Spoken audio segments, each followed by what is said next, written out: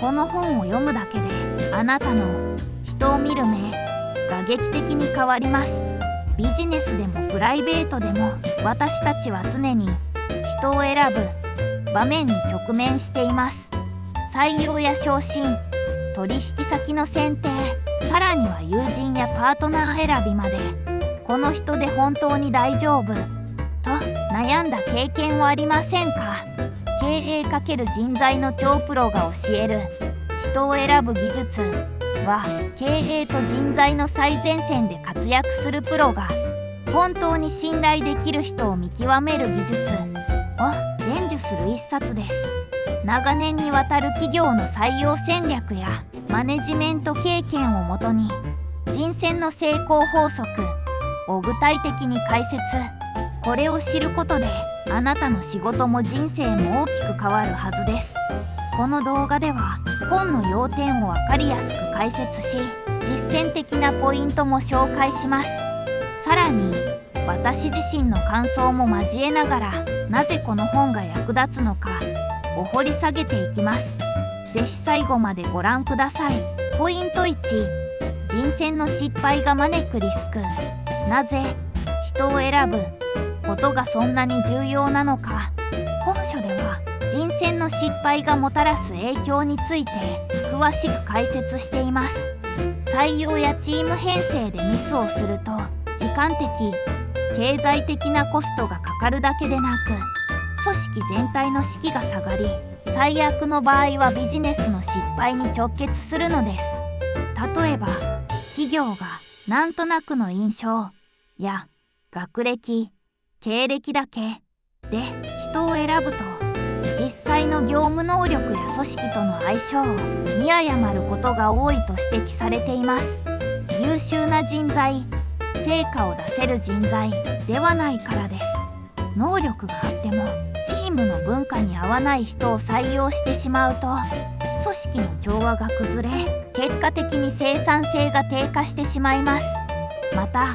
人間関係においても、表面上の印象だけで人を選んでしまうと、信頼できない相手に振り回されたり、大きなトラブルを招く可能性があります。例えば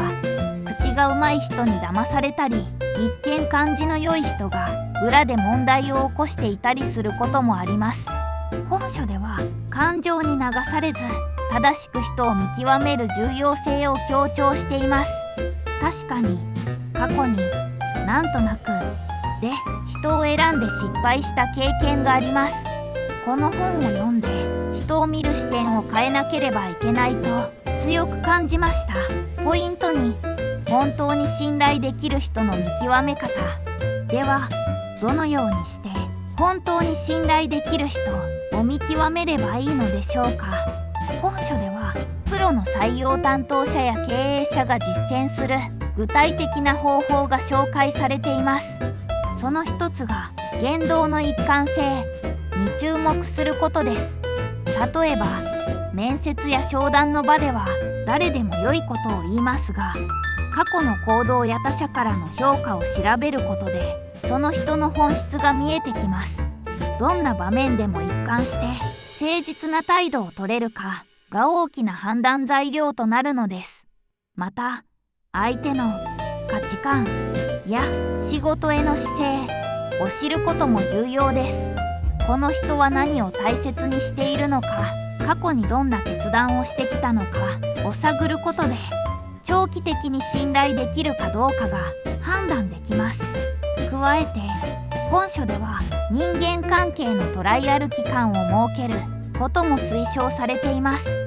仕事のパートナーや新しいチームメンバーを選ぶ際、いきなり全幅の信頼を置くのではなく、短期間で実際に一緒に働いてみることで相性を見極めるのです。この方法を取り入れることで大きな人選ミスを防げるでしょう。私自身表面的な言葉に騙された経験があるので、この視点はとても勉強になりました。過去の行動をチェックすることの大切さを実感しました。ポイント3、適切な人材を選ぶための実践方法。理論を知るだけでは意味がありません。本書では実際に適切な人を選ぶための具体的な方法も紹介されています。例えば採用の面接でどんな質問をすればよいのかという具体的なテクニックが書かれています。ただあなたの強みはと聞くだけではなく、過去にどのような困難を乗り越えたか、チームでどのような役割を果たしたかを詳しく聞くことで、その人の本当の実力や価値観がわかるのです。また失敗した経験についても質問することで、誠実さや成長意欲を見極めることができます。さらに人材評価のポイントをリスト化することも重要です。本書では信頼できる人を選ぶためのチェックリストとして、約束を守るか、小さなことでも責任を持つか、自分の失敗を認められるかなどの基準を挙げています。これらをもとに判断すれば、感情に流されず客観的に人を選ぶことができます。またビジネスだけでなく日常生活にも応用可能です。例えば友人や恋人を選ぶ際にも、誠実さや責任感の有無をチェックすることで、より良い人間関係を築くことができると述べられています。この方法なら採用だけでなく、友人やパートナー選びにも応用できると感じました。特に約束を守る人を選ぶという考え方はすぐに実践できそうです。印象的なエピソードや引用。本書の中で特に印象的だったのは、ある企業の採用ミスがもたらした悲劇についてのエピソードです。ある企業は即戦力を求めて一流大学卒、高いスキルを持つ人材を採用の最優先基準にしていました。その結果、見た目の経歴が優秀な人ばかりを採用。しかし実際に働かせてみると、チームワークを大切にしない、成果を独占しようとする、責任逃れをするという問題が頻発しました。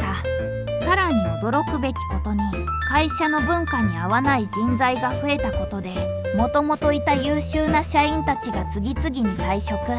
結果的に企業の業績は大きく低下し、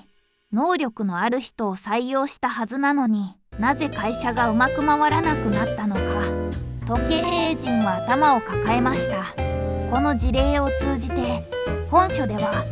スキルや経歴だけでなく、人間性や価値観を見極めることが重要だと強く主張しています。能力が高くても組織に悪影響を及ぼす人は避けるべきというのが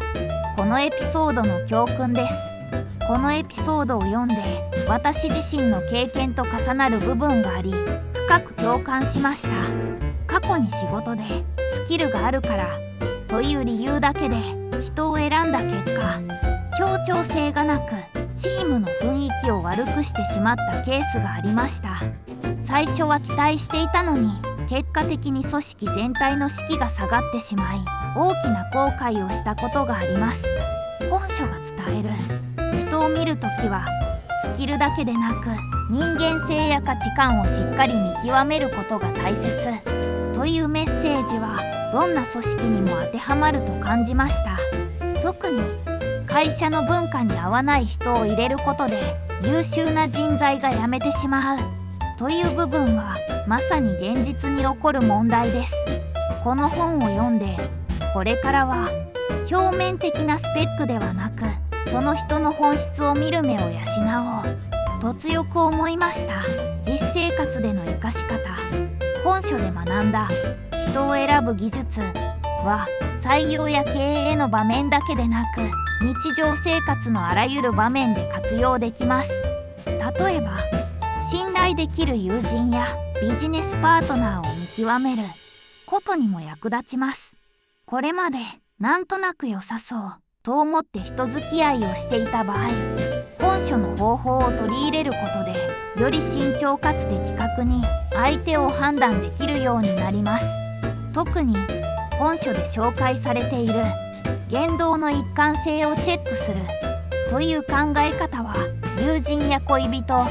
取引相手を選ぶ際にも有効です。ま短期間で相手を試すトライアル期間を設けるというアプローチも仕事だけでなくプライベートな人間関係に応用可能です。最初から全幅の信頼を置くのではなく、少しずつ関係を深めながら判断することで大きなトラブルを未然に防ぐことができます。本書の教えを実践することで本当に信頼できる人と長く良い関係を築くことが可能になります。実際に本書で学んだ人を見る基準を意識して生活してみたところ、人間関係のトラブルが減ったと感じています。例えば以前の私はなんとなく感じが良いという理由だけで人と関わることが多かったのですが、結果的に約束を守らない人や責任感のない人と付き合ってしまうことがありました。しかし本書のアドバイスを参考にし、言動の一貫性を見る、約束を守るかチェックするなどの基準を取り入れるようになってから付き合う人を慎重に選ぶようになりました。その結果、仕事でもプライベートでも信頼できる人と深く付き合い、問題を起こしそうな人とは距離を取るという判断ができるようになりました。特に人間関係のトライアル期間を設けるという方法は慎重に相手を見極めるのに役立っています。本書の内容は単なる理論ではなく、実生活で活かせる実践的なスキルだと実感しました。まとめです。経営×人材の超プロが教える人を選ぶ技術は人選の重要性を再認識させてくれる一冊です。特に採用やチーム作りに関わる人だけでなく、誰と付き合うべきかに悩んでいる全ての人に役立ちます。本書の最大の魅力は、人を見る目を鍛えるための具体的な方法が豊富に紹介されている点です。ただの理論ではなく、すぐに実践できるテクニックが満載なので、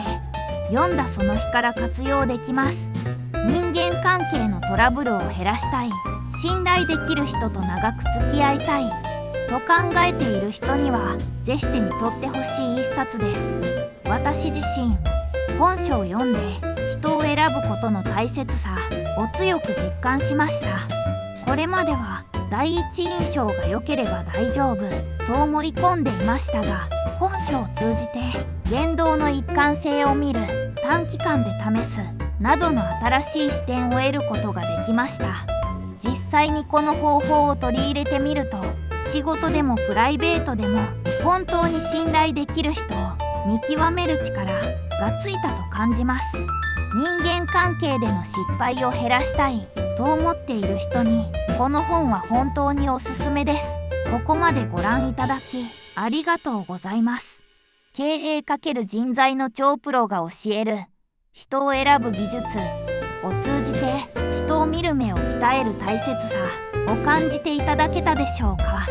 この本を読めば仕事でもプライベートでも信頼できる人を見極める力が身につきます。人選を間違えたくない、本当に信用できる人を見つけたいと思っている方にはぜひ読んでほしい一冊です。もしこの本を読んだ方がいれば感想をコメント欄でシェアしてください。また今回の内容が少しでも役に立ったと思ったら高評価&チャンネル登録をお願いします。これからも皆さんの人生を豊かにする本を紹介していきますのでお楽しみに。